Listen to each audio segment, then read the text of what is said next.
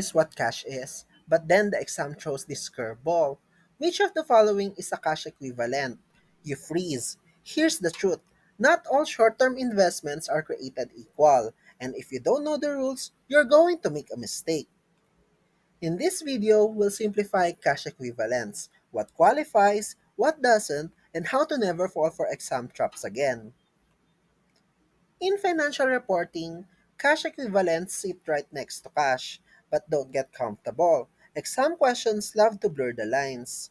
Mistaking a short-term investment for a cash equivalent, that's one of the top reasons examinees lose easy points in financial accounting. So what exactly are cash equivalents? Cash equivalents are short-term, highly liquid investments that are easily convertible to known amounts of cash and so near their maturity that they carry insignificant risk of value changes. Usually, that means investments with maturities of 3 months or less from the date of acquisition.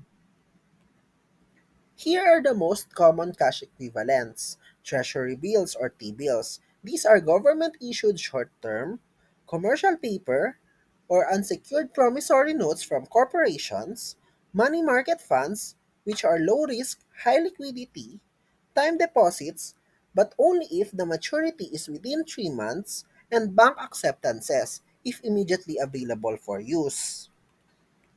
These are not cash equivalents, equity securities or stocks, long-term bonds, time deposits that are more than 3 months, restricted investments, and post-dated financial instruments. Always remember, if there is risk restriction or longer maturity, it does not qualify as cash equivalents.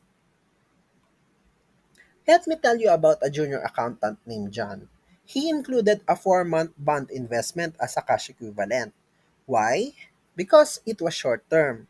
He did not realize that short term is not enough to qualify as cash equivalent. The investment should have a maturity of 3 months or less from the date of purchase to qualify as a cash equivalent. His mistake? Very common. That's why you're watching this video so you don't make the same one. So if a question mentions a maturity date over 3 months, it is not a cash equivalent, even if it's super safe or issued by the government. Read the wording carefully. Look for clues like acquired 90 days before maturity, restricted for loan covenant, or convertible at fair value.